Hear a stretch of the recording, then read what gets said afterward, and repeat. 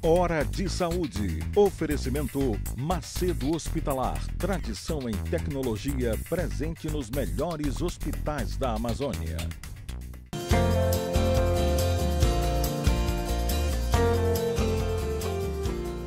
Caros amigos, mais uma vez do nosso programa dominical de saúde, Hora de Saúde. Hora de Saúde é transmitido para todo o estado do Pará pela TV RBA, aqui em Belém, canal 13. E é transmitido para o mundo inteiro pela internet. tvrba.com.br é o link, tá? Ao vivo. Eu falo todo domingo e eu vou repetir. Nós temos telespectadores na Noruega, em Portugal, nos Estados Unidos, no Canadá, em Macapá, em São Paulo, no mundo inteiro. As pessoas nos assistem nesse horário. Eu sei porque daqui a pouco vão chegar os WhatsApps comentando sobre o programa. E mais uma vez a gente vai falar de saúde. O que se faz de melhor no mundo, no Brasil, no Pará, especificamente aqui em Belém. E o convidado de hoje, mais uma vez, é um convidado muito especial e que já está devendo esse convite há muito tempo.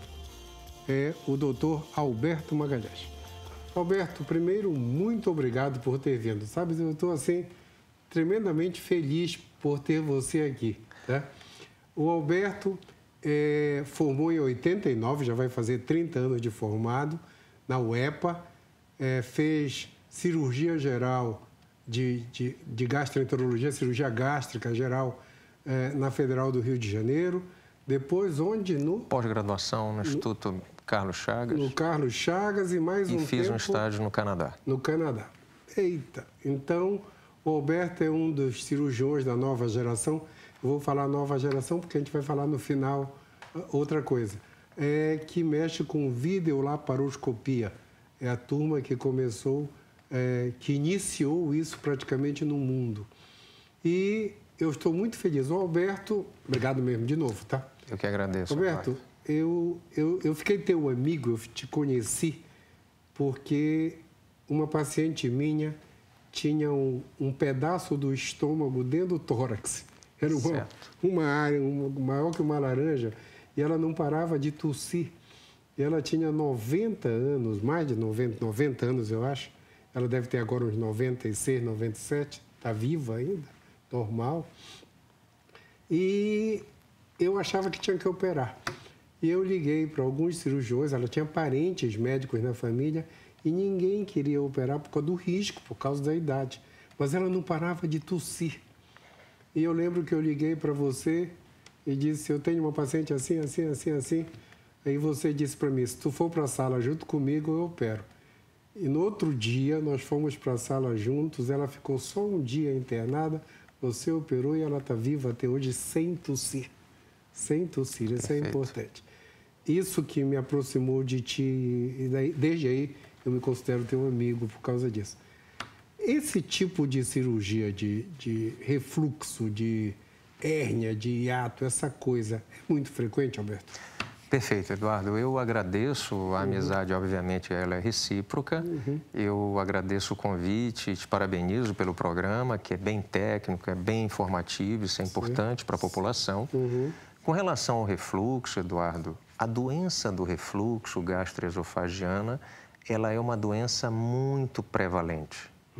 Entre sintomas típicos e sintomas atípicos, nós temos em torno de 15% a 18% da população brasileira. Puxa, é uma pessoa em cada 5. Nós estamos falando aí de 30 a quase 40 milhões de brasileiros com a doença. É claro que a doença do refluxo ela tem vários matizes, não é uma coisa só. Nós temos vários tipos, várias intensidades e, por consequência, várias modalidades de tratamento. Correto. A grosso modo, eu diria que em torno de metade dos refluidores não precisam ser submetidos à cirurgia, mas metade precisa. Certo. E esse viés que você falou de uma pessoa idosa, um grande idoso, acima de 90 anos com doença do refluxo, a gente se depara muitas das vezes com doenças muito graves, Certo. porque são pessoas que têm há décadas esta doença e que compromete fundamentalmente a qualidade de vida. Ora, comprometer qualidade de vida independe da idade. Você não pode ter uma pessoa com 90 anos sem poder dormir tossindo, ela não tem condições de sono profundo, ela não tem qualidade de vida, vive sonolenta e é incapaz de realizar o pouco que aquela pessoa quer ter de qualidade de vida nas 24 horas. Com certeza.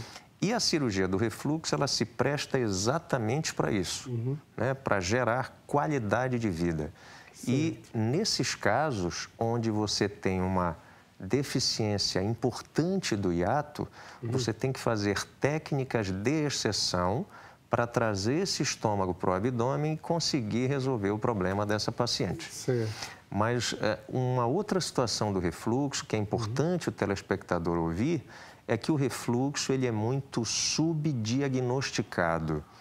O que passa com frequência no consultório são pacientes que, ao longo de, muitas das vezes, anos ou décadas, têm um diagnóstico de gastrite e, na realidade, são pessoas que têm a doença do refluxo ainda não detectada ou diagnosticada. E que, por isso, são sofredores crônicos. Eu sei. Eu pego muita gente, imagina, com mais de 50 anos, com dor no peito. Perfeito. Que é refluxo. São as dores torácicas não cardíacas. Não cardíacas. Mas como ela é bem no esôfago, bem atrás do coração, confunde. Perfeito. Com o coração. E esse ácido subindo e queimando os receptores do esôfago, que embriologicamente são similares aos do coração, ele gera essa dor, esse aperto, simulando angina. E principalmente pessoas de mais idade vão correndo ao cardiologista achando que estão anginando ou infartando. Com certeza. Isso ocorre com frequência. Eu já fiz muito cateterismo por causa disso. Perfeito. Mas o olhar está normal, mas aí está com dor no peito. Então, perfeito. Dor no peito, já fiz muito cateterismo de urgência. Perfeito. Por causa de refluxo. Roberto, só para as pessoas entenderem, tinha um professor meu que dizia assim, se tu colocar o dedo e chegasse lá no estômago, demorar um pouquinho e puxar, vem sem o dedo, porque a acidez pode corroer. Isso é real? Porque eu te pergunto o seguinte, o refluxo, esse ácido que está no estômago, que é o ácido clorídrico, vai subir no esôfago. Sim. E vai irritar e vai doer. Perfeito. Né? Essa acidez é tão importante assim? É interessante, Eduardo, por quê? Os refluxos, na realidade, mais intensos e irritativos são os alcalinos.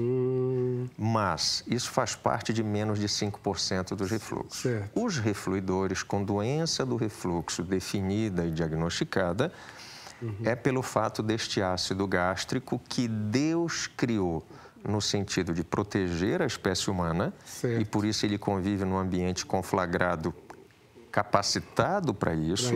Quando este ácido ascende e migra para o esôfago, que não está preparado para isso, ele normalmente queima o esôfago, mas não necessariamente. Veja a complexidade do refluxo. Você tem muitos pacientes que não têm hérnia de hiato, que não têm esofagite e que têm uma doença do refluxo que compromete qualidade de vida. Certo. Mas em torno da metade dos pacientes vão ter uma hérnia de hiato e uma esofagite nos seus mais variados graus. Certo. Tem grau A, grau B, grau C, grau D, chegando ao câncer. Então, não necessariamente a esofagite e a hérnia de hiato servem para diagnosticar a doença do refluxo. Certo. Uma pergunta só. Hoje, doença do refluxo é uma cirurgia laparoscópica. Quando vai para a cirurgia, os furinhos só que o pessoal fala. Isso. Os furinhos é cirurgia laparoscópica, né? Perfeito, o termo Eduardo. É assim, a minha geração, que está fazendo 30 anos de formada esse ano, nós ainda conseguimos ver no tempo de faculdade e no início da formação pós-faculdade cirurgias convencionais e abertas.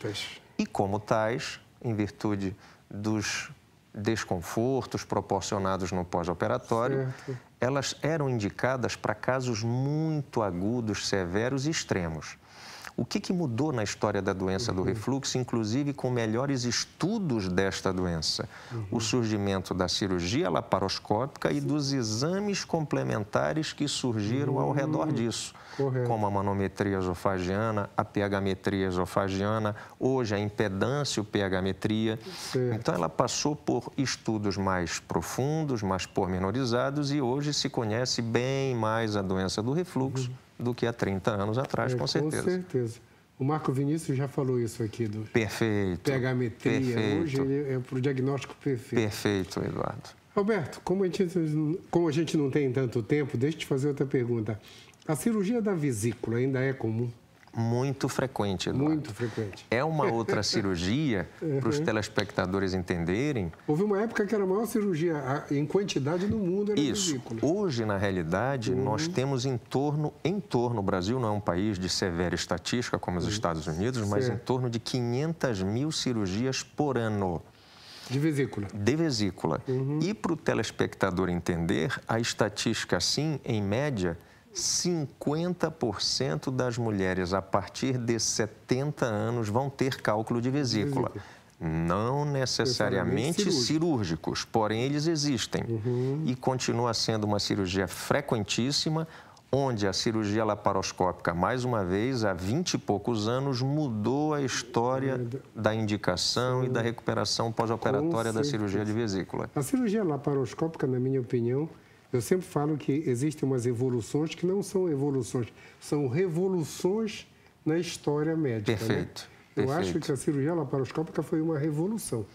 Não tenha dúvida, Eduardo, e não só dentro da cirurgia laparoscópica, como o crescimento anatômico do material, das pinças, o tempo de cirurgia. Eu sou de uma geração que começou isso há 20 e poucos anos, eu participei disso até também um pouquinho fora do Brasil, mas as cirurgias de vesícula duravam 2 horas, 3 horas de duração, pela confecção do material que ainda não se prestava para uma vesícula mais espessa, mais difícil. E antigamente, o que os professores faziam? Iam para os Estados Unidos, falavam das suas dificuldades e essas pinças ergonomicamente eram feitas baseadas naquelas dificuldades. Certo. E isso fez com que a cirurgia crescesse tanto e hoje, em média, uma vesícula não complicada dura de 15 a 30 minutos a cirurgia. Puxa vida, o intervalo do jogo de futebol. Em torno disso, Eduardo. Mais ou menos, né? Em torno disso. Deixa eu te fazer uma pergunta, a gente está acabando o nosso primeiro bloco. Roberto, essas cirurgias tipo hérnia, Sim. que era uma cirurgia também muito comum, se faz por laparoscopia também? Sim. A hérnia é uma outra... uma coisa comum. É um outro case, se pode se falar assim, onde a cirurgia laparoscópica também revolucionou, não só nos resultados, como na abordagem, na recuperação pós-operatória e na própria cirurgia. Por quê? Há 120 anos se faz aquela hérnia por inguinotomia convencional, onde você corta pele, gordura, músculo, até chegar na região afetada. E depois essa região, ela tem que ser costurada. Então, para você chegar numa hérnia convencional, no local a ser operado, você lesiona tecidos sadios para chegar na abordagem cirúrgica. A cirurgia laparoscópica, não. Ela já vem com uma visão de dentro para fora, manuseando e tratando apenas o tecido doente, o tecido com perda de colágeno. Então, realmente é uma outra visão, uma outra abordagem, além de que, em você operando uma hérnia, você pode visualizar o intestino, você pode visualizar o fígado, na mulher o útero e o ovário, fazendo também uma laparoscopia diagnóstica. Fantástico, fantástico isso aí. Fantástico em termos evolutivos. É incrível. Eu me empolgo com essas coisas. É incrível. Roberto, a gente vai falar daqui a pouco, estamos acabando o primeiro bloco, de cirurgia laparoscópica de cirurgia bariátrica, que é o teu dia a dia. Perfeito. Né? Então, pessoal, um instantinho só que a gente já volta.